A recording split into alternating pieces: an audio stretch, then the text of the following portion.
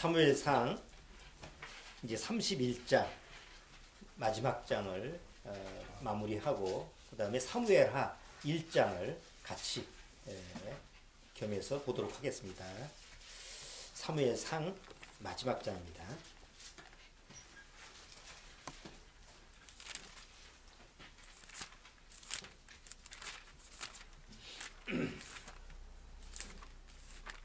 자, 다 찾으셨으면 사무엘상 31장 이거 한번 전체 한번 읽어보겠습니다. 1절부터 끝절까지 천천히 그 내용을 같이 생각해 보시면서 같이 한번 읽어보도록 하죠. 블레셋 사람이 이스라엘을 침해 이스라엘 사람들이 블레셋 사람 앞에서 도망하여 길보아 산에서 엎드러져 죽으니라. 블레셋 사람들이 사울과 그 아들들을 쫓아 미쳐서 사울의 아들 요나단과 아비나답과 말기수아를 죽이니라. 사울이 패전하매 활 쏘는 자가 따라 미치니 사울이 그 활 쏘는 자를 인하여 중상한지라. 그가 병기든 자에게 이르되 내 칼을 빼어 나를 찌르라. 할리 없는 자들이 와서 나를 찌르고 모욕할까 두려워하노라 하니 병기든 자가 심히 두려워하여 즐겨 행치 아니하는지라. 이에 사울이 자기 칼을 취하고 그 위에 엎드러지매 병기든 자가 사울의 죽음을 보고 자기도 자기 칼 위에 엎드러져 그와 함께 죽으니라. 사울과 그 세 아들과 병기든 자와 그의 모든 사람이 다 그날에 함께 죽었더라. 골짜기 저편에 있는 이스라엘 사람과 요단 건너편에 있는 자들이 이스라엘 사람들의 도망한 곳과 사울과 그 아들들이 죽었음을 보고 성읍들을 버리고 도망하며 블레셋 사람들이 이르러 거기 거하니라. 그 이튿날 블레셋 사람들이 죽은 자를 벗기러 왔다가 사울과 그 세 아들이 길보아 산에서 죽은 것을 보고 사울의 머리를 베고 그 갑옷을 벗기고 자기들의 신단과 백성에게 전파하기 위하여 그것을 블레셋 사람의 땅 사방에 보내고 그 갑옷은 아스다롯의 집에 두고 그 시체는 벳산 성벽에 못 박으며 길리앗 야베스 거민들이 블레셋 사람들의 사울에게 행한 일을 듣고 모든 장사가 일어나 밤새도록 가서 사울과 그 아들들의 시체를 벳산 성벽에서 취하여 가지고 야베스에 돌아가서 거기서 불사르고 그 뼈를 가져다가 야베스 에셀 나무 아래 장사하고 7일을 금식하였더라. 자, 오늘은 고난의 학교 중등과정 네 번째 과목입니다. 지난주에 우리가 공평이라고 하는 게 뭐냐, 다윗이 시글락에서 그 아말렉 족속한테 다 빼앗겼던 그 자기 가족들 또 같이 행했던 사람들을 다 찾아오면서 공평하게 분배하는 이런 부분을 우리가 같이 한번 살펴봤죠. 그래서 다윗은 왕이 될 수 있는 시험에 이제 통과가 되는 그런 모습을 우리가 봤습니다. 자, 오늘은 이제 사울이 죽는 장면입니다. 물론 하나님의 이제 사울이 결국 마지막에 이렇게 비참한 죽음을 당할 것은 미리 예언을 했는데 이제 그 때가 된 거예요. 이제 사울의 결말인데 그 사울의 결말, 사울의 죽음을 보고 다윗이 아주 애통하는 그런 모습을 사무엘상 맨 끝장 31장에서 보여주고 또 이제 사무엘에 들어가서 1장에 가서 사울과 요나단 그들의 죽음에 대해서 다윗이 시를 쓰고 하나님 앞에서 그들을 위해서 애통하는 그런 시를 쓰는 장면을 우리가 보게 됩니다. 그래서 그럼 과연 다윗이 사울의 죽음을 통해서 무엇을 좀 배우게 되느냐, 또 우리는 이 장면을 통해서 어떤 교훈을 얻을 수 있느냐라는 부분을 오늘 한번 같이 다뤄보는 시간을 갖겠습니다. 그래서 네 번째 과목은 전거가감이라는 말입니다. 참 어려운 말을 좀 제가 썼습니다. 좀 쉬운 말을 찾아봤는데 그런 쉬운 말이 좀 길게 설명을 해야 되기 때문에 좀 사자성어로 했는데 한번 전거가감이라는 게 뭔지. 자, 여기 뭐죠? 앞전자죠. 그 다음에 요거 술의 거자입니다. 그 다음에 가을 가자. 그 다음에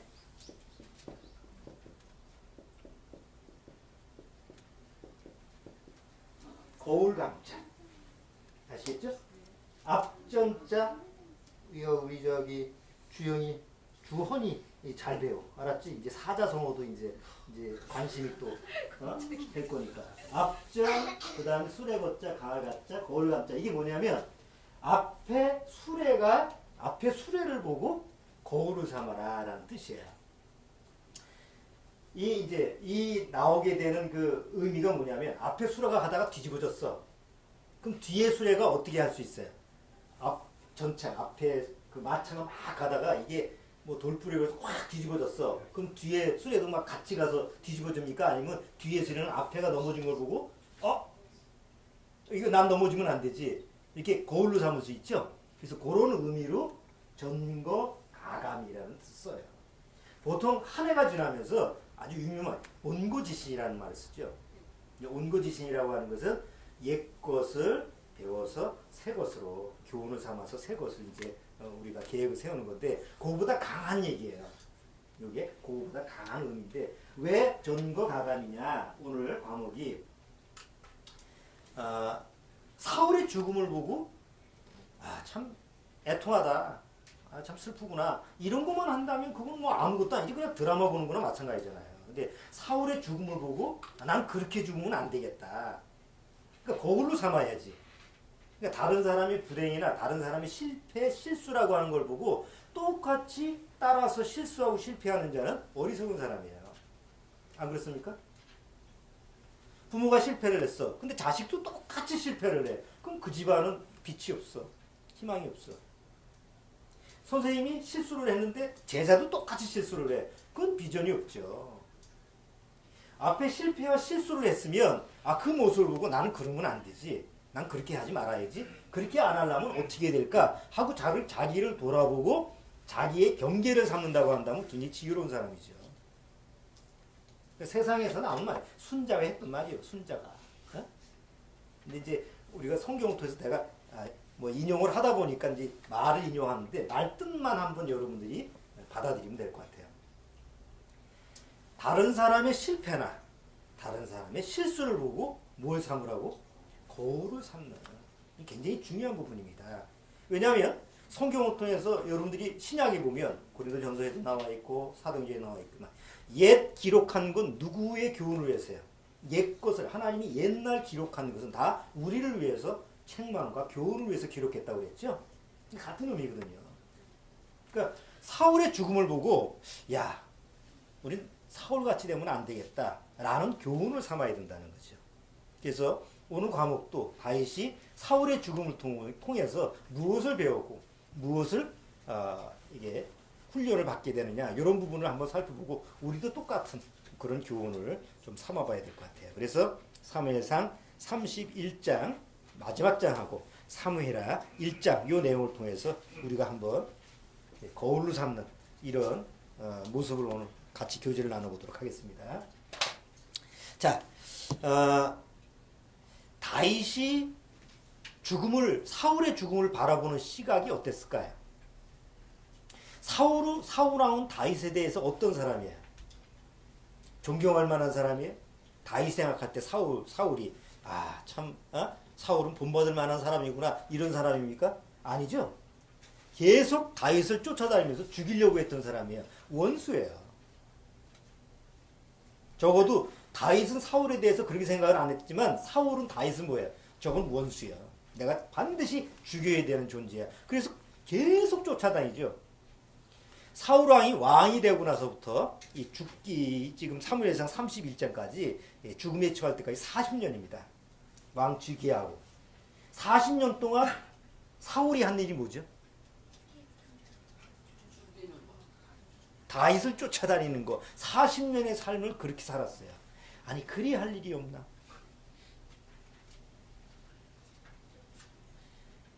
사울은 추노가 아닙니다. 추노 하시죠? 옛날 드라마에. 추노가 뭐예요? 도망간 노예를 잡는 자가 추노죠. 근데 사울왕은 왕이에요. 적어도 왕은 뭐 하는 사람이에요? 한 국가를 세워야 됩니다. 그리고 백성들을 잘 통치할 수 있는 이런 왕으로서의 그런 것을 잘 갖춰야 되는 거죠. 더군다나 사울왕은 초대왕입니다. 이스라엘 민족은 아직까지 왕이라는 게 없었어요. 그러니까 초대왕이 처음 왕으로 세운다고 한다면 할 일이 한두 개가 아니죠. 일단 국가를 정비를 해야 되고 외부 뭐 블레셋이니까 외부에 쳐들어오는 적들을 어떻게 막을 거냐, 영토를 이스라엘족의 영토를 어떻게 보존할 거냐, 뭐 정치, 경제, 사회 모든 것, 또 국민을 어떻게 잘 다스릴 거냐, 이런 거 가지고 그냥 신경을 쓰고 그거 가지고 시간을 써도 모자랄 판인데, 사울왕의 삶의 모습을 지금까지 보면 계속 다윗만 쫓아다니는데 모든 시간을 소비하는 거예요. 참 답답한 사람이죠.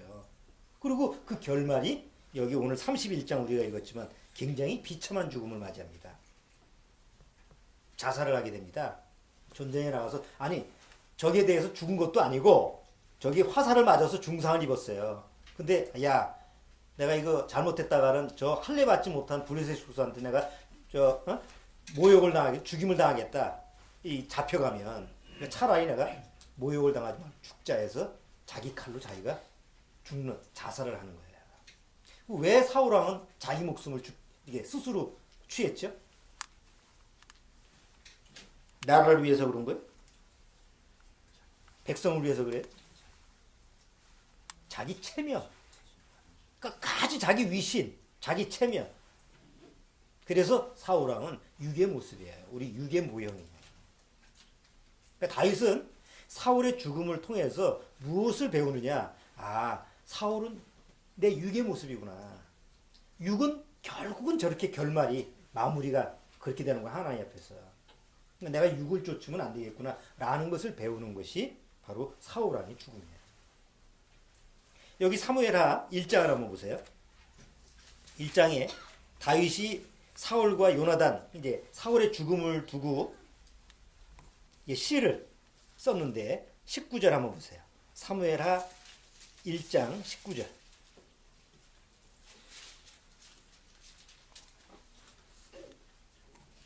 자, 19절. 이거 너무 기니까 주원이가 읽으면 힘들겠지. 내가 읽을게. 네가 읽을 수 있어? 응? 내가 조금 읽다가 네가 뒤에 읽어. 내가 목이 아플 것 같으면. 알았지? 자, 19절서부터 내가 24절까지 읽을 테니까 25절 뒤에는 네가 읽어줘. 자, 19절 제가 읽어볼게요. 이스라엘아, 너희 영광이 산 위에서 죽임을 당하였도다. 오라 두 용사가 엎드려졌도다. 이 일을 가드에서 고하지 말며 아스글론 거리에도 전파하지 말지어다. 블레셋 사람의 딸들이 즐거워할까? 할례 받지 못한 자의 딸들이 개가를 부를까? 염려로다.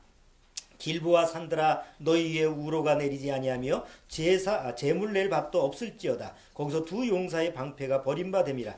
곧 사울의 방패가 기름 부음을 받지 않음같이 됨이로다.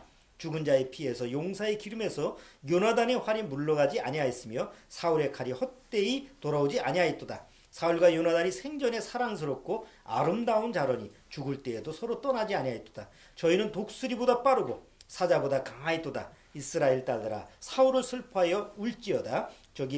저가 붉은 옷으로 너희에게 화려하게 입혔고 금 누리개를 너희 옷에 채웠도다. 자, 25절부터 한번 읽어주세요. 오라 두 용사가 전쟁 중에 엎드려졌도다. 요나단이 너의 산 위에서 죽임을 당하였도다. 내 형 요나단이여, 내가 그대를 애통함은 그대는 내가 심히 아름다움이라. 그대가 나를 사랑함이 기이하여 여인의 사랑보다 승하였도다. 오라 두 용사가 엎드려졌으며 싸우는 병기가 많았도다. 잘 읽었어요. 자, 여러분 한번 이 다윗이 이 시를 기록할 때 보통 우리가 드라마를 보면 아주 악한 자가 있죠. 아주 그냥 꼭 선인과 악인, 이게 권선징악이니까 선인과 악인의 관계가 이제 보통 드라마에 나와요. 근데 처음에는 악인이 선인을 못사게 굽니다. 그래서 보는 사람으로 하여금 뭐 저거 쳐 죽일 놈 뭐 하여튼 막 공감을 해서 뻔히 결과는 알죠. 권선징악이니까 꼭 악은 끝이 어때? 끝이 안 좋아. 그러니까 그걸 다 기다리고 보는 거예요. 처음에는 막 뭐 모함을 당하고 억울함을 당하고 뭐 이렇게 피해를 입어도 언젠가는 저게 원수를 갚을 날이 온다. 그래서 나중에 이제 드라마가 끝에 가면 이제 꼭 악인이 벌을 받죠. 그때 뭐라고 그래요? 마음에서 어떤 공감을 해요? 막 악인이 나중에 뭐 병이 걸렸다든가 아주 그냥 비극적인 최후를 맞이할 때는 동정심을 갖죠. 아, 이거 참 불쌍하네. 저 끝까지 저러다 보니까 좀 안 됐네. 이런 마음을 갖게 됩니다. 그러면 다윗도 그런 마음일까요? 악인에 대해서, 지금 사울에 대해서, 자, 그렇게 나를 쫓아다니고 나를 못 살리거더니 결국은 하나님이 원수를 갚아줬네. 꽤 고소하다. 그러면 그렇게 꽤 고소하다고 시를 쓰면 보는 사람으로 하여금 이미지가 안 좋으니까 좋게 글로 표현한 걸까요, 이게? 아닙니다. 다윗은 정말 사울왕에 대해서 애도하는 마음을 갖는 거예요. 그게 구원받은 사람의 마음이에요. 비록 나를 괴롭히고 고통스럽게 하고 악으로 나를 갚았어도 악을 악으로 갚지 않고 악을 선으로 갚을 수 있는 게 구원받은 사람의 마음 자세. 왜 그럴까요? 왜 그렇죠? 그 모든 것을 하나님 앞에 맡기기 때문에 그래요. 비록 악인이라 할지라도 나를 고통스럽게 하고 나를 괴롭게 하는 악인이라 할지라도 하나님이 손에 하나님이 그를 처리하신다는 걸 알기 때문에 전적으로 하나님께 맡기는 거예요. 그러다 보니까 오히려 그 사람이 나한테 피해를 끼치고 나한테 고통을 줬지만 정말 그 사람이 불쌍해지고 그 사람의 영혼을 위해서 기도해 줄 수 있는 이런 마음 상태가 일어나는 다윗이 그런 마음이에요. 자, 그런데 여기 이제 사울이 이제 사울왕한테 한번 초점을 맞춰보죠. 사울이 결국 실패한 원인, 사울이 왕이 됐으면서도 실패한 원인이 뭐냐라는 부분을 한번 살펴봐야만이 오늘 전거가감이라는 말처럼 우리의 거울로 삼을 수가 있죠. 사울은 과연 뭘 실패했을까요?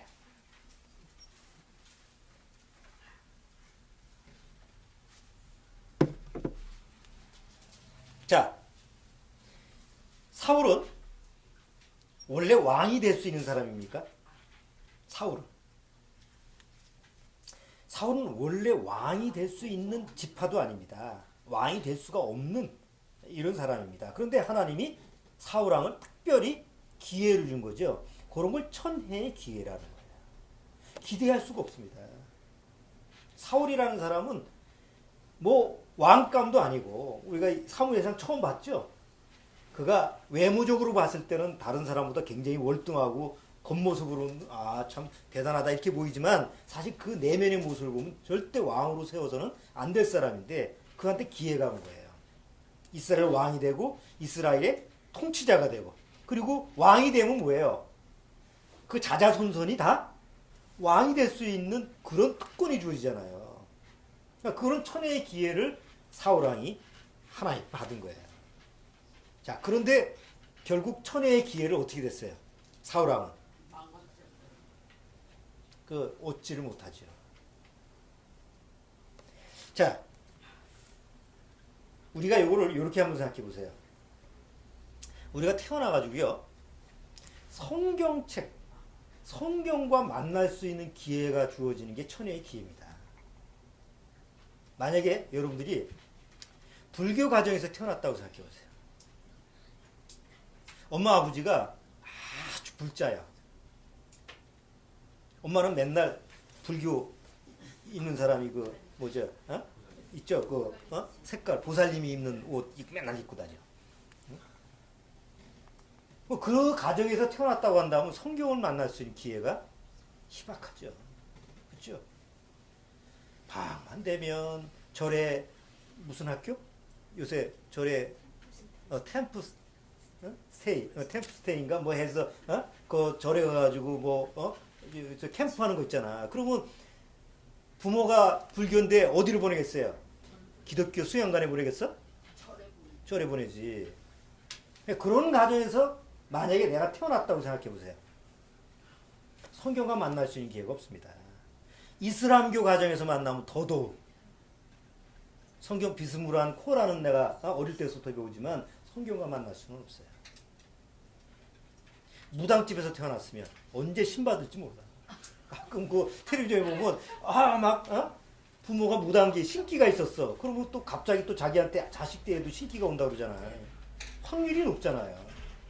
그러니까 내가 어디서 태어나냐, 어떤 환경에 내가 만나느냐에 따라서 성경과 만날 수 있는 기회가 있느냐 없느냐라는 게 사실 주어지는 거예요. 저 이슬람 국가에서 태어났든지 아니면 내가 북한에서 태어났다고 생각해. 북한에서. 그러니까 내가 성경과 만날 수 있는 기회는 사실 어떻게 보면 사울 왕이 될 수 있는, 하나님의 택함을 받아서 왕이 될 수 있는 천혜의 기회가 주어진 거하고 똑같아요.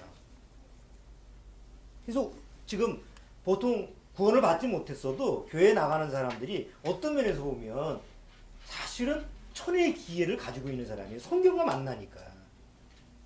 성경에는 뭐가 기록되어 있어요? 여러분은 성경을 만났을 때 성경에 내가 거기에 뭐가 기록된 건 몰랐잖아요. 근데 성경 안에는 어느 날 구원받고 보니까 성경책에는 뭐가 기록되어 있었어요?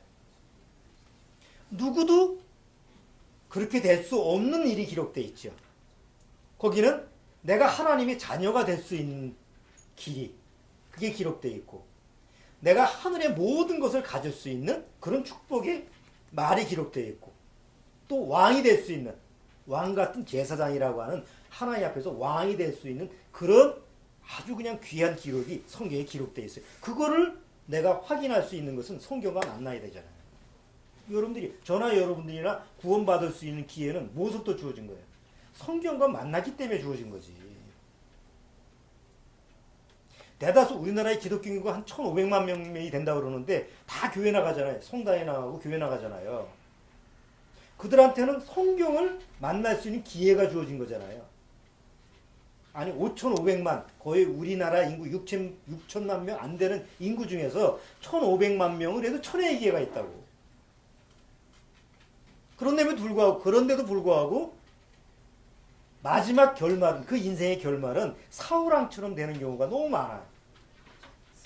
정말 안타깝잖아요. 내가 불교 집안에 태어나서 나는 오직 불자 쪽으로 가겠다, 이런 사람도 있고, 이슬람교 가정에서 태어나서 절대로 구원받을 수 없는 상황, 또 힌두교인, 아니면 무속인, 아니면 무교, 아예 엄마 아버지가 종교하고 관심이 없어. 그러면 그 아이가, 그 자녀가 종교에 관심 있겠어요?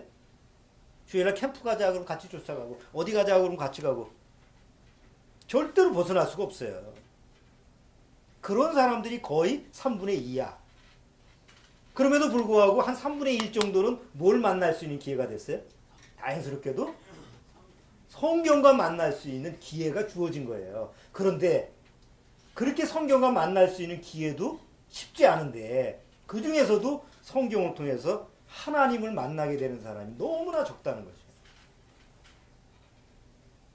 그러니까 사울왕의 모습을 보면서 거울로 삼을 수 있는 것은, 정말 천혜의 기회가 주어졌음에도 불구하고 들어온 그 박을 갖다가 발로 차버리는 이런 모습을 내가 취한다면 너무나 어리석은 모습이라는 거죠. 사울왕을 통해서 우리가 그 모습을 발견할 수가 있는 거예요. 자, 한번 우리가 하나씩 한번 살펴볼까요? 사울왕이 결국은 실패한 3가지 원인을 한번 찾아볼게요. 첫 번째, 하나님의 구원의 축복을 사울왕은 육으로 받아들였어요. 사울이 왕이 된다라고 하는 것은, 사실은 이스라엘민족의 왕은 누구의 모형이에요? 왜 하나님이 이스라엘민족한테 왕을 줬죠? 사실은 왕이 필요하지 않았죠. 하나님이 왕이니까. 근데 이스라엘이 자꾸 구하니까 왕을 줬어요. 근데 그 왕은 그냥 단순히 달라고 해서 준 게 아니라 하나의 모형이에요. 앞으로 오실 진짜 왕, 이스라엘의 왕으로 오실 예수님의 모형이 바로 왕이죠. 그러니까 구원의 모형이에요. 왕이라는 것은. 그럼 사울이 왕으로 뽑혔다라고 하는 것은 하나님이 천혜의 기회로 그한테 구원의 기회를 준 거예요. 그런데 사울은 그 구원의 기회를 뭘로 받아들였어요? 받아들였죠. 왕이 됐으니까. 받아들였지만 영으로 받아들였어요? 육으로 받아들였어요? 육으로 받아들인 거예요. 여러분, 사울왕이 기름 부음을 받았을 때 하나님의 성령이 사울왕한테 임했죠? 하나님의 영이 사울한테 임했더라는 말이 기록되어 있어요. 성령이 왔어요. 하나님의 영이 사울한테 왔어요. 그런데 사울왕은 그 하나님의 영을 귀하게 여기질 않았어요. 뭐가 왔는지도 모르고, 그것이 얼마나 귀한 것인지도 모르고, 그래서 결국은 하나님의 영이 그 사울한테 와서 사울을 이제 통제를 하고 통치를 하기를 원했는데 사울은 그걸 싫어한 거예요. 그냥 왕 되기만 원했지 하나님이 영이 와서 자기를 통제하고 자기의 주인 되는 걸 싫어했어요. 그래서 결국 어떻게 되죠? 하나님의 영은 떠나가 버리고 대신 뭐가 왔어요? 악령이 옵니다. 하나님이 부르신 악령이 오니까 사울이 어떻게 됐어요? 미쳤잖아. 그러니까 결국은 그렇게 돼버리는 거예요. 자, 그 사울이 결국은 하나님의 은혜를 그렇게 가치없게 여기고 귀하게 여기지 않는 것처럼 정말 성경을 만났다라고 하는 건 천혜의 기회인데 대다수 많은 사람이 성경을 뭘로 받아들이는 거예요. 성경을 보고 성경을 배우고 설교도 듣고 얼마나 성경책이라는 걸 요즘 많이 배워요. 그런데 그 성경을 뭘로 받아들여요? 육으로 받아들이는 거예요. 사울이 그 왕이라고 하는 기름 부음을 육으로 받아들인 것처럼 대다수 기독교인들이, 기독교 종교인들이 하나님의 성경을 육으로 받아들이기 때문에 결국은 사울처럼 비극적인 최후를 맞이합니다.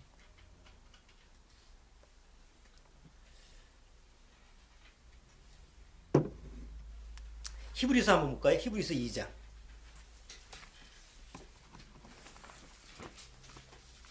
히브리서 2장.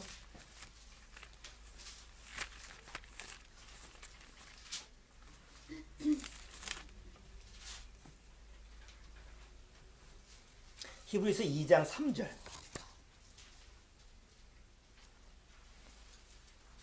자, 2장 3절 읽어주세요. 우리가 이같이 큰 구원을 등한히 여기며 어찌 피하리요. 거기까지만. 자, 우리가 이같이 어떤 구원? 에? 여기 우리가 이같이 어떤 구원이라고 했어요? 큰 구원이라고 했죠. 이게 크다라고 하는 표현은 너무 엄청난 걸 얘기하는 거예요. 에? 근데 대다수 교회 나가는 사람은 구원을 어떻게 생각해요? 구원은 교회 나가면 다 받은 거야. 뭐 있어도 그만 없어도 그만. 별로 가치 없게 여겨요. 야, 구원은 누구나 다 받는 거 아니야? 교회 나가면 다 받는 거 아니야? 그러니까 흔해. 아, 그건 구원 아닌데, 야, 그렇게 따지지 마. 다 믿으면 구원이야. 너같이 믿으면 누가 믿겠니? 이렇게 얘기하면서 아주 적당히 구원이라고 하는 것을 그냥 일반 종교처럼 적당히 나 누구나 믿는 사람은 공통적으로 가지고 있는 그런 것처럼 생각하는 게 보통 기독교인의 구원관이에요. 근데 정말 구원받은 사람은 구원을 어떻게 생각해요?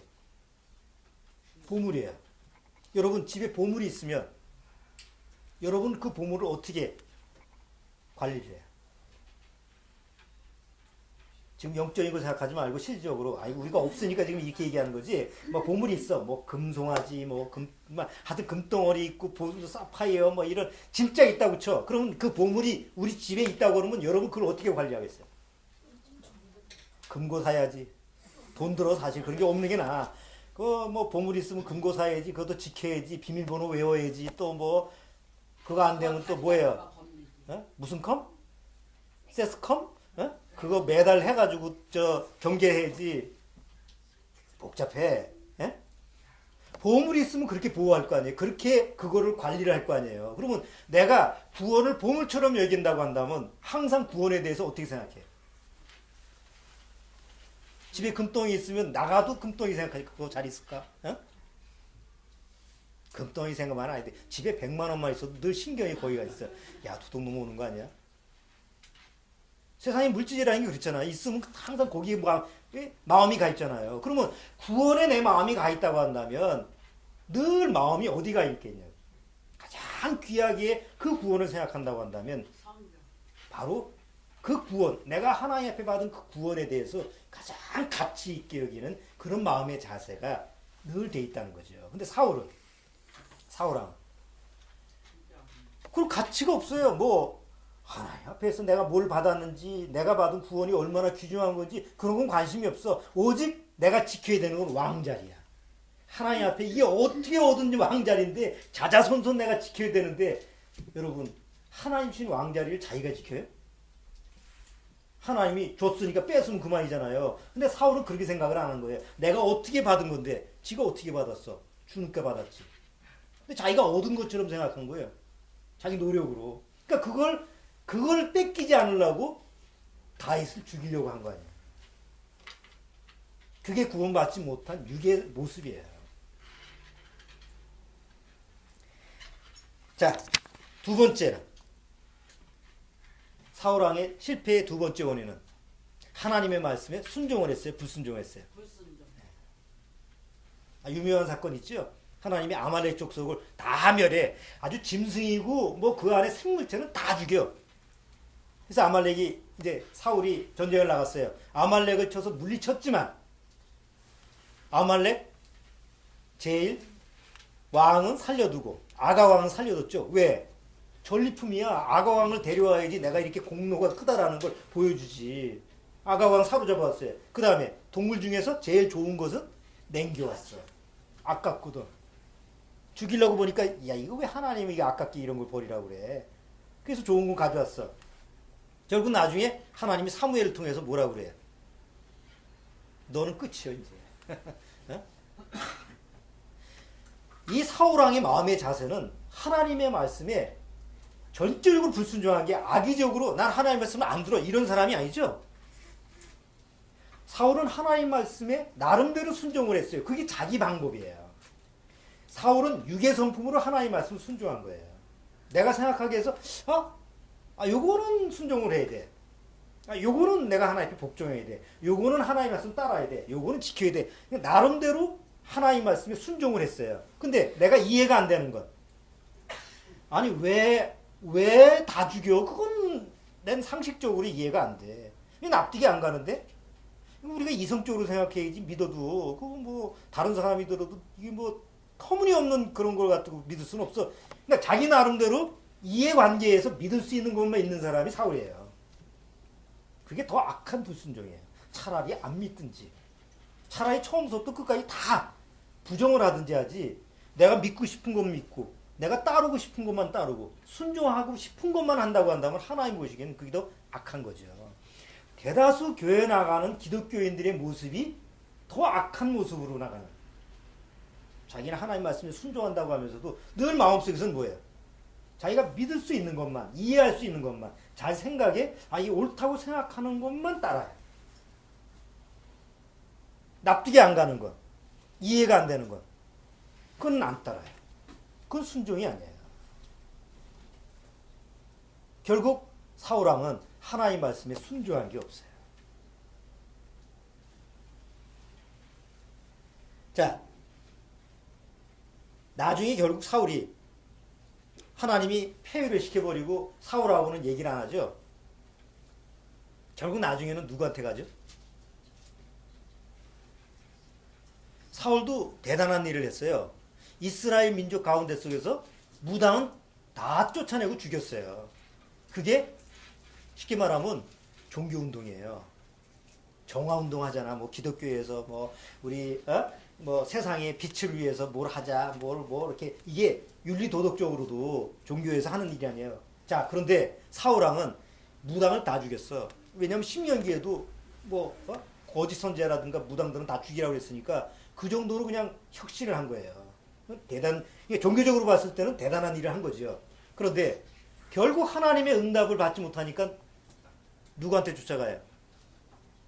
그 중에 살아남은 영미한테 쫓아가서 또 뭔가 좀 하나님의 뜻을 알려고 하잖아요. 여러분 대다수 사람들이 불순종하는 육에 속한 사람들이 아무리 하나님 앞에 기도해도 응답이 안 오거든.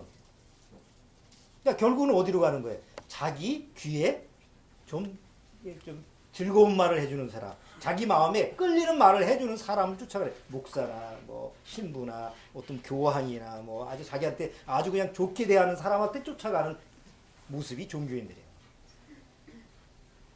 근데 사울왕의 모습하고 똑같은 모습이 구원받지 못한 종교인의 모습이다. 육의 모형이니까. 세 번째는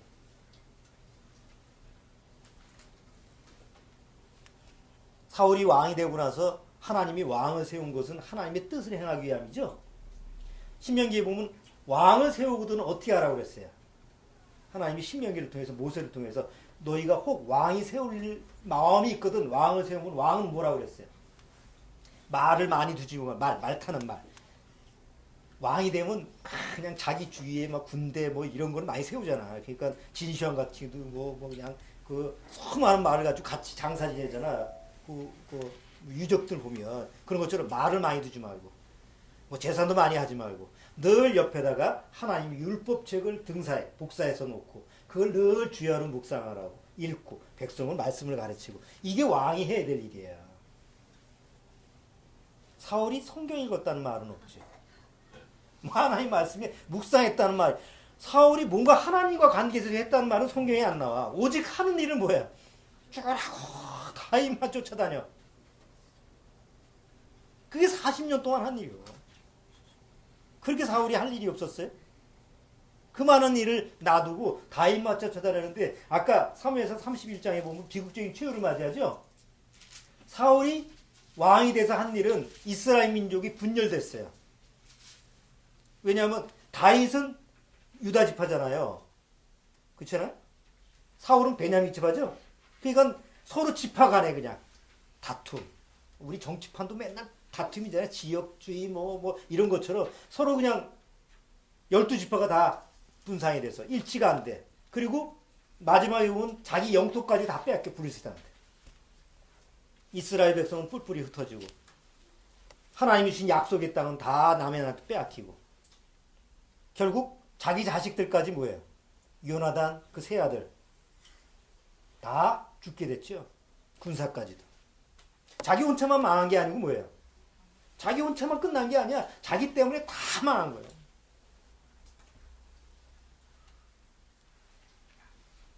그가 했던 거는 고상한 종교 생활을 했어요. 대다수 구원받지 못한 사람의 모습이 똑같잖아요. 여러분, 구원받지 못했을 때 일생을 살아가면서 사는 목적이 뭐예요?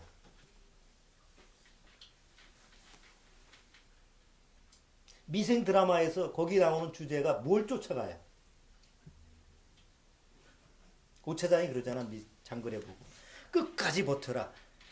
아니 뭘 위해서 버티냐고. 직장생활하면 큰 경우를 당해도 끝까지 버티는 게 장땡이에요. 그게 살아남으니까. 근데 드라마에 보면 그렇게 끝까지 남을 수 있게 해요. 세상이. 버텨낼 수 없게끔 만들죠. 예?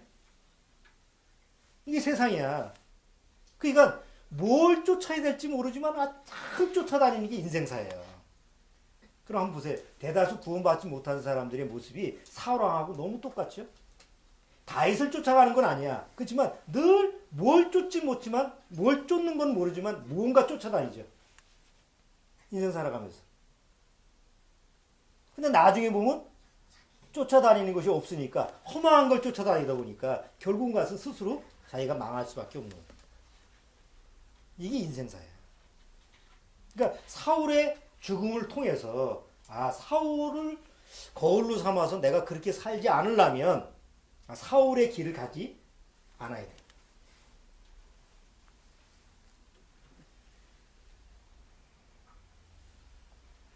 2014년도 이제 한 해가 다 지났습니다. 오늘 제목처럼 전거가감이라고 사울의 죽음을 통해서 우리가 우리 자신을 한번 한 해 동안 우리가 어떻게 살아왔는지 한번 돌아보십시오. 자, 과연 올 한 해 동안 나는 정말 내가 하나님께 받은 구원에 감사와 기쁨으로 살았는가? 올 1년 동안 내가 하나님 앞에서 늘 내가 받은 구원과 내가 받은 그 은혜에 그걸 감사와 찬양과 그 기쁨으로 살았는가? 올 한 해를 한번 점검해 보세요. 여러분 어떠셨어요? 사울은 항상 기뻐할 수가 없어요. 항상 범사에 감사할 일이 없어요. 왜냐하면 다윗을 쫓아다니는데 온 정력을 소비했어. 저것만 죽이면 된다니까. 내가 한 해 동안 허무한 것을 쫓아다니면 내가 요거를 쫓아다니면 나한테 행복을 할 거야. 요거를 쫓아다녀야지. 허무한 것을 쫓아다니면 내가 기뻐할 일이 없어요. 감사할 일이 없어요. 왜냐하면 뭘 쫓는다라는 건 얻은 게 아니죠. 뭘 쫓는다는 건 뭐예요? 뭔가 내가 얻어야 될 것을 쫓아가는 거지 얻은 건 아니잖아요. 그러니까 얻기 전까지는 마음이 어떨까요? 막 조바심이 나고 저거 얻지 못하면 죽을 것 같고 저거 있어야 되는데 그런데 잡으려고 해도 잡히지 않는 거죠. 그러니까 마음이 바쁘고 분주하고 마음에 기쁨이 있을 수가 없어요. 범사에 감사할 일도 없어요. 막 짜증만 나고 막 그래. 죽지 못해 사는 거야. 그러니까 데살로니가 전서 5장에 범사에 감사하라. 항상 기뻐하라. 범사에 감사하라. 쉬지 말고 그건 말이 안 되는 거야. 그게 적용이. 그런데 다윗은 어땠어요? 다윗은 비록 사울 왕한테 쫓겨다니는 신세였지만 항상 마음이 어때요? 기뻤어요. 범사에 감사했어요. 늘 하나님께 기도하는 모습으로 시편 우리가 시편 내용을 봤죠? 하나님께 기도하는 내용을 우리가 보게 되죠. 왜 다윗은 그랬죠? 자기가 받은 구원에 대해서 감사하고 기뻐한 사람이기 때문에 다윗은. 그러니까 올 2014년도에 내가 한 해 동안 정말 세상이라는 건 힘들고 1년 동안 삶이라는 게 정말 고달프고 어려웠지만 내가 받은 구원에 감사를 기뻐하고 내가 받은 구원에 대해서 항상 마음에 감사할 수 있는 이런 마음으로 한 해를 살았다고 한다면 난 사울의 길로 가지나 다윗의 길로 산다. 시편 118편 보시죠. 시편 118편.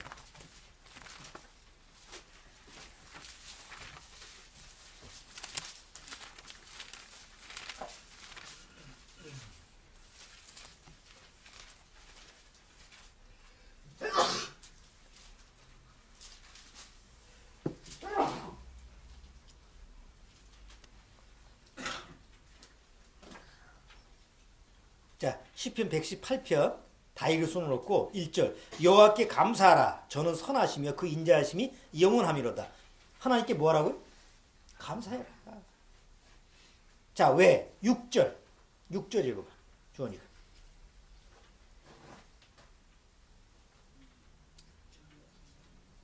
6절. 여호와는 내 편이시라.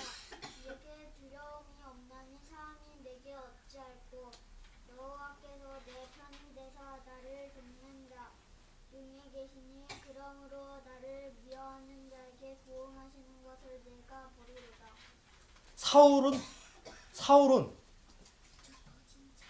누구 편이에요? 사울 편은 없어. 근데 다윗은 누가 내 편이라는 믿음이 있어요. 하나님께서 내 편이다. 내가 인생 살아가면서 하나님이 내 편이다라고 하는 것처럼 그런 마음에서 정말 중심이 딱 잡히는 건 없어요. 대다수 세상 살아가면서 그 드라마에서도 봤듯이 다 마음에 정처가 없어.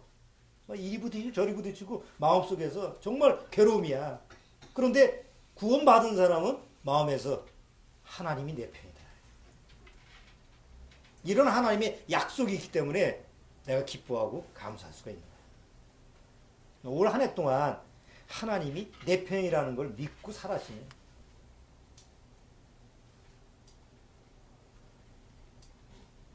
옛날 술래잡기하고 뭐 지금은 애들 그럴 시간이 없지만 옛날에는 동네에서 매 애들끼리 숨바꼭질하고 뭐 니 편 내 편 하죠. 그럼 뭐야? 엄지손가락 떼고 뭐야? 내 편에 누가 있겠냐? 내 편에 속하라 그러면 다 달라붙고 그러죠. 서로 끼리끼리. 적어도 하나님이 내 편이다 그러면 하나님이 내 편 뭐이라 그러면 어디다가 손을 잡아야 돼.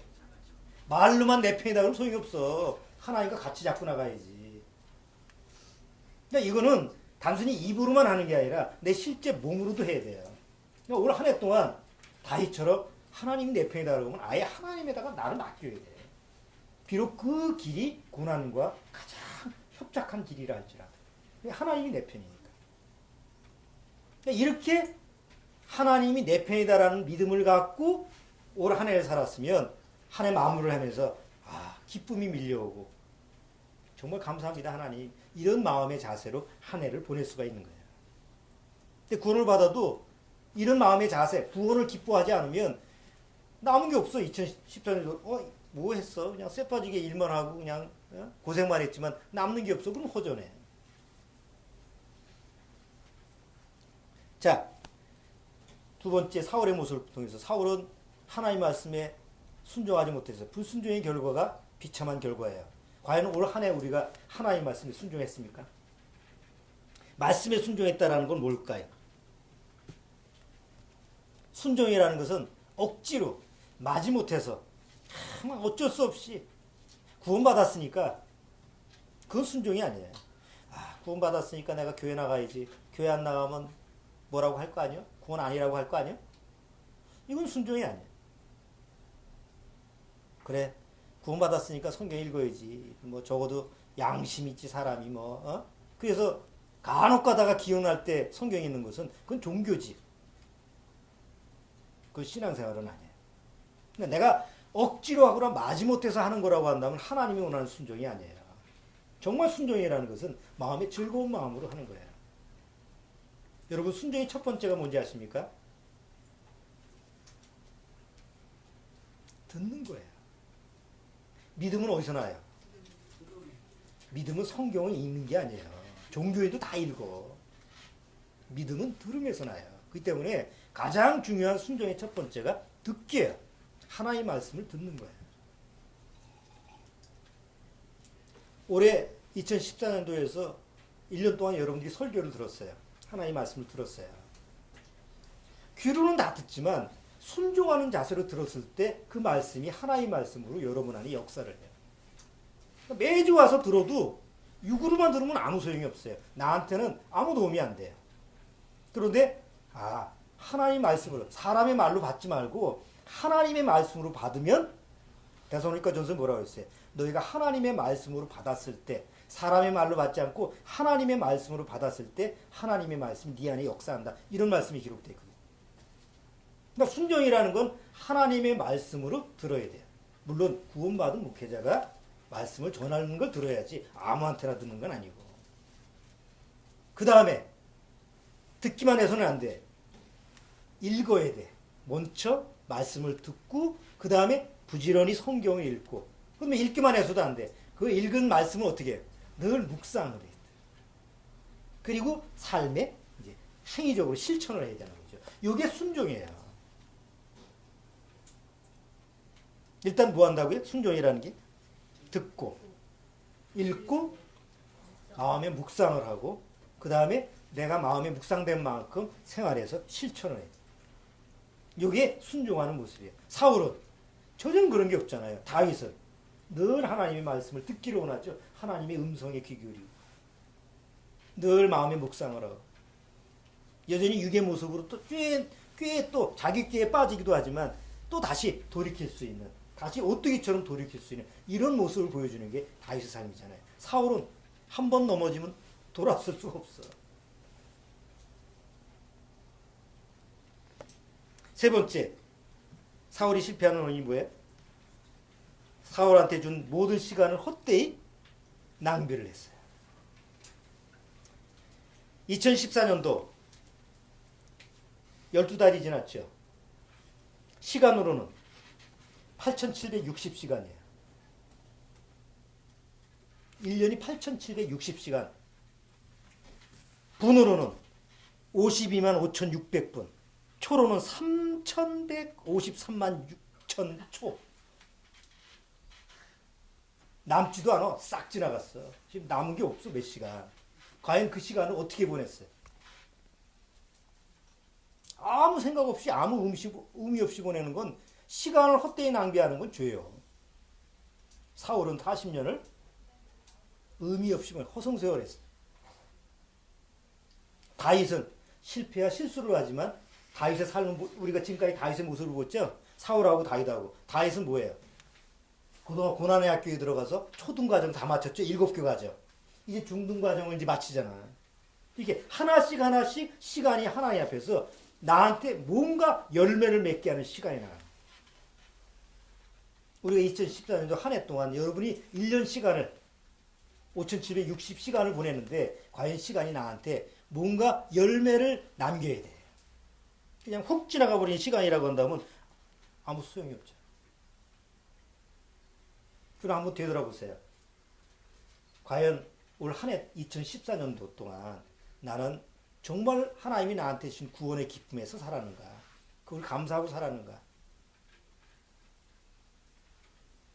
아니면 사울처럼 그냥 자기 기쁨으로만 살았는가? 난 주님의 말씀에 순종하면서 늘 말씀을, 교회 와서 하나님 말씀을 잘 듣고 또 하나님 말씀을 늘 읽고 묵상하고 그리고 그 주님의 은혜의 말씀 속에서 늘 생활에 적용하면서 살았는가? 아니면 사울처럼 미친 자처럼 살아는 성질 나면 칼이나 집어던지고 그냥 예? 창이나 집어던지고 남에 대해서 상처만 주고 올 2014년도 8,760시간이랬죠. 그 많은 시간을 헛되이 낭비를 했는가 사울처럼 아니면 다윗처럼 하나님의 고난의 학교에서 한 가정 한 가정 하나님과 동행을 하면서 정말 2014년도 나를 또 이렇게 이끌어 가셔서 나를 성장시켜 주는구나. 이런 한 해였는지 올 이제 한 해를 되돌아볼 시간이다. 자, 이제 2015년도 다음 주면 2015년도입니다. 우리한테 필요한 게 뭘까요? 이제 한 해를 되돌아봤으면 또 새해를 우리가 맞이할 준비를 해야죠. 여러분, 이 시대를 성경에서는 무슨 시대라고 하죠? 이 마지막 때의 시대를 라오디게아 시대, 교회 시대의 그 구분으로 하면 라오디게아 시대. 라오디게아 시대가 무슨 시대야? 차지도 않고 덥지도 않아. 쉽게 말하면 믿는 것도 아니고 안 믿는 것도 아니야. 믿으려면 믿고 아니면 아니지. 이건 믿는 것도 아니고 아닌 것도 아니야. 미지근해. 뭐 어떻게 믿으라는 거예요? 화끈하게 믿으라는 거지. 믿으려면. 예? 그래서 하나님 앞에서 아주 뜨겁게 화끈하게 믿으려면 세 가지가 있어야 돼요. 그런 믿음으로 정말 내가 살기를 원한다면, 살고 싶다면 그냥 난 그렇게 살 거야 라고 마음에 작정하지 말고 하나님이 주시는 세 가지를 가지고 있어야 돼요. 자, 그게 요한계시록에 나와 있습니다. 요한계시록 3장 18절. 자, 이제 새해를 맞이하면서 2015년도를 맞이하면서 여러분들이 잘 여러분 마음속에서 새해를 기획하면서 요 말씀들을 좀 잘 기억해 주셨으면 좋겠어요. 요한계시록 3장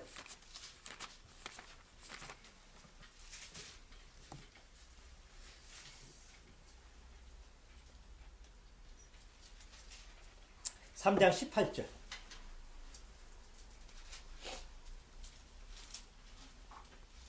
자, 3장 18절. 내가 너를 권하노니 내게서 불로 연단한 금을 사서 부유하게 하고 내가 너를 권하노니 내게서 불로 연단한 금을 사서 부유하게 하고 흰옷을 사서 입어 벌거벗은 수치를 보이지 않게 하고 안약을 사서 눈에 발라보게 하라. 자, 여기 세 가지가 나오죠. 첫 번째는 뭐죠? 첫 번째. 불로 연단한 금을 사서 나를 부유하게 하라고 그래. 세상에서는 돈을 벌어야지 부유하죠? 돈도 열심히 벌어야 돼. 뭐 세상 살려면 돈이 필요하니까. 그러나 더 중요한 것은, 돈보다 더 중요하게 나를 부유하게 해야 되는 것은 바로 불로 연단한 금이에요. 여기서 불로 연단한 금은 구원. 바로 우리가 받은 구원을 얘기해요. 그러니까 구원을 받으라는 얘기가 아니고 여기서 얘기하는 건 너희 안에 이것이 있다는 얘기죠. 베드로가 뭐라고 했어요? 사도 베드로가 여기 잡고 베드로전서 1장. 베드로전서 1장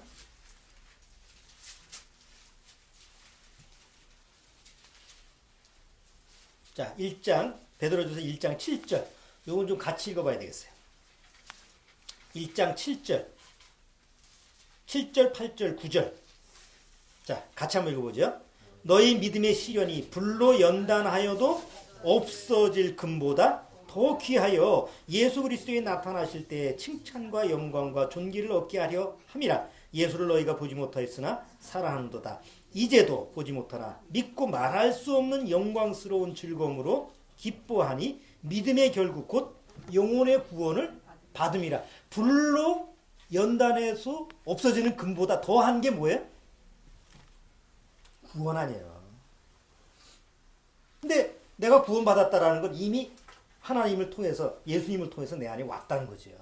불로 연단한 금보다 더 큰 구원이 내 안에 왔어요. 그래서 그 구원을 등한히 여기서는 안 돼. 2015년도 한 해도 뭘 가장 귀하게 여겨야 돼요? 내가 받은 구원을 귀하게 여기고 기뻐하고 그걸 감사하는 마음으로 살아야 돼요. 두 번째는 아까 뭘 입으라고? 흰 옷을 얻어 입는 게 아니야. 흰 옷을 사서 입어. 예수님이 뭐라고 했어요? 이사야서 5장인가? 돈 없이 값 없이 와서 살아. 이거는 돈 없이 값 없이 사는 거야. 여러분, 이 흰 옷은 어디서 납니까? 예수님의 피로 얻어진 세마포죠. 요한계시록 보세요. 19장. 요한계시록 19장.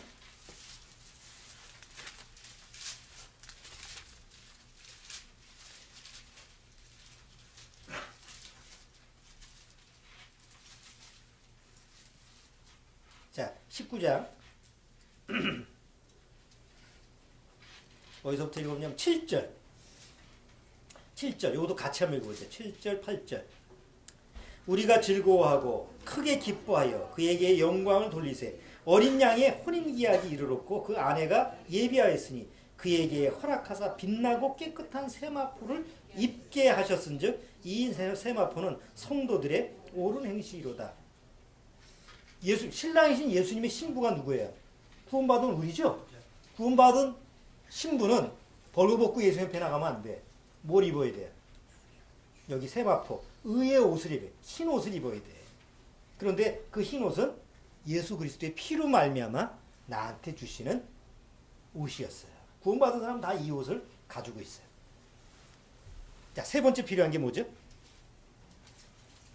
세 번째 필요한 게 뭐예요? 안약. 안약은 어디다 바르는 거야? 안약. 예? 코에다 바르는 거예요? 입에다 바르는 거예요? 주원아, 안약은 어디다 바르는 거야? 안약. 예? 머리에다가? 머리 구멍 났을 때 땜빵 하는 거야? 안약. 안약은 눈에다 바르는 거야. 자, 안약이 있어야 돼. 왜 그래요? 여전히 구원받아도 내 눈은 어디를 바라보고 있어요? 세상을 바라보고 있어. 헛된 것을 바라보고 있어. 허망한 걸 바라보고 있어. 그러니까 늘 안약이 있어야 돼. 세상을 바라보는, 항상 세상을 바라보면 눈이 상해. 눈이 더러워져. 더러운 것밖에 없으니까 세상에. 그러니까 늘 그 내 눈을 정결하게 하는 안약이 필요한데 그 안약은 어디에 있어요? 안약은 어디에 있어요? 요한복음 9장에 소경 바디메오가 예수님한테 갔는데 예수님이 그 날 때부터 난 그 소경을 어디로 보내요? 실로암 못에 보내잖아. 그 실로암 못에 가서 씻고 오라. 그럼 안약이 어디 있는 거야? 요 근처에 실로암 안경점? 안경점은 다 실로암이더만. 어? 안경점에 가면 안약 없나? 어떤 장소가 아니죠. 예수님이 실로암 못에 가서 씻으라는 거, 실로암 그 물이 정결한 게 아니라 예수님이 가라는 그 말씀에 효과가 있는 거죠. 그러니까 결국 안약은 하나님의 말씀에 있는 거예요. 늘 우리는 하나님의 말씀이 있잖아요. 그러니까 말씀이 있으니까 늘 눈을 정결할 수 있고 세상을 이 더럽고 추하고 악한 세상을 바라본다고 해도 세상이 악하니까 난 세상을 안 바라볼 거야. 그럼 못 살지. 빨리 가야지. 어차피 바라봐야 되는 세상에 안약이 있으면 나는 그 세상에 대해서 세상을 이길 수가 있다는 거죠. 이 세 가지가 불로 연단한 그 금보다 더한 구원, 바로 흰옷이라고 하는 예수님의 거룩한 의의 옷, 그 다음에 늘 내 눈을 정결하게 하는, 그리고 믿음의 눈으로 예수님을 바라보게 하는 그런 안약이 말씀을 통해서 우리한테 주어지고 있으니까 2015년도 요 세 가지만 있으면 우리는 또 하나님 앞에서 승리하는 삶을 살아갈 수가 있다. 오늘 사울의 삶을 우리가 되돌아보면서 뭐라고요? 전거 가가합니다. 압수레가 처박혔어. 사울이 앞에 가는 그 마차가 결국 자기 죄에 걸려서 엎어졌어. 그걸 보고 나도 쫓아가서 같이 엎어진다고 한다면 어리석은 사람이죠. 아, 내가 저 길로 가면 안 되겠구나. 다시 거울로 삼아서 하나님 앞에서 다윗의 삶, 다윗이 나아가는 그런 삶에 나를 맡기는 것이 오늘 사무엘상 31장, 이제 사무엘하 1장을 가면서 우리가 배워야 될 아주 귀한 교훈입니다. 그리고 이제 사울은 죽고 본격적으로 다윗은 왕이 되는 이제 시작점이 됩니다. 그래서 다음 주에 가면 이제 헤브론이라는데 하나님이 가라고 그래서 거기서부터 이제 왕이 되는 그런 길을 걷게 되는데 다음 주에 또 계속 하나님이 다윗을 훈련시키는 고난의 학교의 과정을 또 같이 나아가도록 그렇게 하도록 하겠습니다. 오늘 사무엘상 마지막 31장하고 사무엘하 1장 이번 주에 집에 가서 한번 쭉 읽어보시면서 그래 전고가감이라는 사자성어를 한번 생각해 보시고 그렇지 그 사울의 삶을 한번 내가 거울로 삼아서 2015년도를 계획을 세워보시기 바랍니다. 기도하겠습니다. 하나님 아버지 감사합니다. 이제 한 해를 다 보냈습니다. 지나간 시간은 우리가 되돌이킬 수가 없습니다. 마치 그 항아리의 물이 다 엎으러져서 다시 치워줄 수 없는 것처럼 지나간 시간은 다 지나가 버리지 그것을 주워 담을 수 없는 것이 이 세상의 시간입니다. 그러나 감사하게도 우리 한 해를 돌아보면 우리의 실패와 실수 속에서도 하나님은 우리 안에 당신이 원하시는 열매를 맺게 하시고 당신이 주시고자 하는 그러한 모든 하늘의 축복을 우리한테 은혜로 주셨습니다. 내 어리석음 때문에 또 내 무지함 때문에 그것을 제대로 못 누린 것뿐이지 하나님은 늘 우리에게 그 놀라운 은총을 부어주신 줄 압니다. 올 한 해 2014년도 다시 반성하고 2015년도를 주님 앞에서 기대하고 하나님이 우리를 이렇게 이끌어 오신 것처럼 2015년도 한 해도 늘 함께 하시고 우리를 인도하신다는 걸 믿고 새해를 맞이할 수 있도록 주님께서 우리 안에 역사해 주옵소서. 예수님의 이름으로 기도드리옵나이다.